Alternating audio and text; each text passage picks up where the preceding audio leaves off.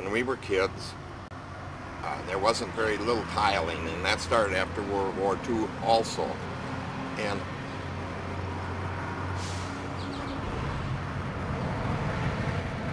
anyway, the river would come up in the spring slowly, and it would recede slowly.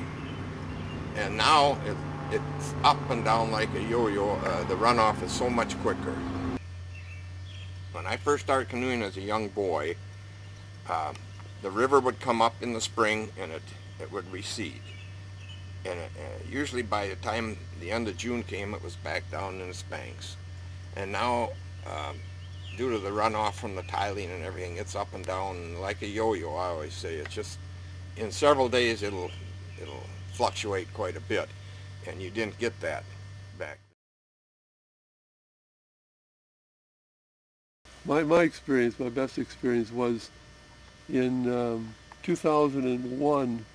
Blue Earth County came to the Canoe Club and said, we'd like to do a survey of all the rivers in the county, get the location of dump sites and navigation hazards.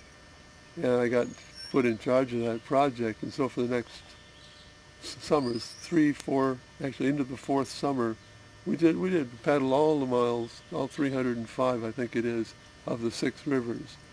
6 rivers being Minnesota, Blue Earth, Watonwan, Le Sueur, Cobb, and Maple.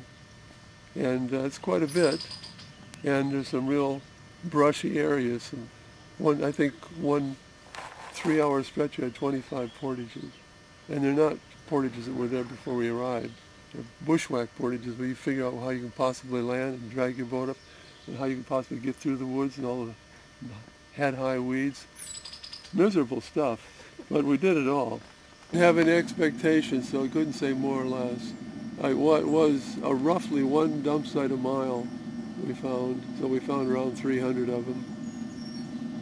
The primary purpose was to find dump sites, and the idea was that then we could talk about cleaning them up. First we have to know what we got, and we talk.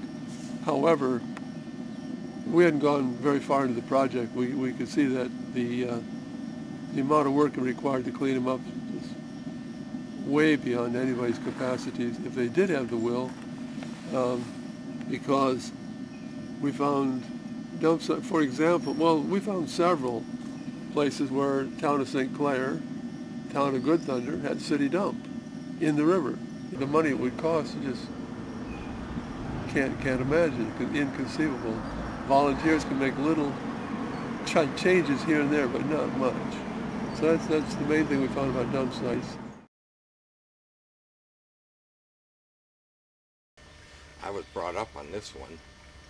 I know there's more spectacular little rivers around here, but I guess it's just in my blood, this river. If you put in at Highway 22 on the Sueur River, you can come down that and you'll go by the Maple and Cobb, then you end up on the Blue Earth in the Minnesota. You can be on 5 rivers in that little 18-mile job. And that's a unique thing, I think. I don't know of too many places that you could say that. If you just want to come down the river and make a little loop into the other river, you could say you were on it, you know. And some of them little rivers are used yet today quite a bit when it's high for kayakers. Anyway, so we've got those rivers, and they're all good. Every one of them has good stretches for paddling. And, you know, and give you the rundown. The favorite is the Cobb. The Cobb River, the last 8-10 miles. It's fairly rough.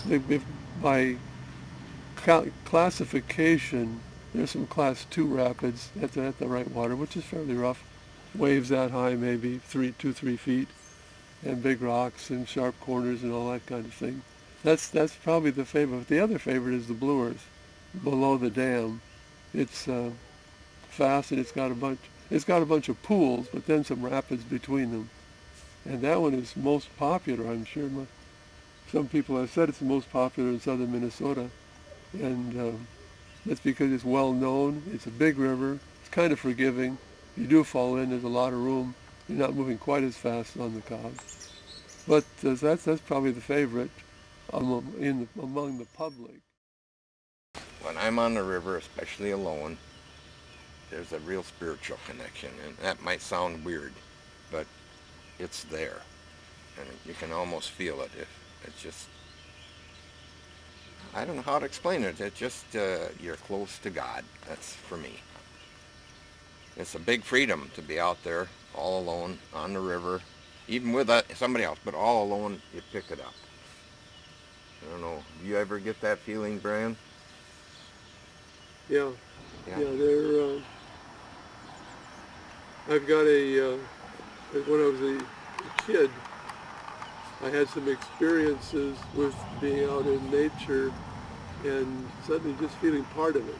And that was the feeling for me was not just that I'm watching, there's one with this beaver, not just watching the beaver, but actually just part of the whole scene with the beaver. He's there, I'm there, and just the feeling that I get and the feeling that is so good is part of it.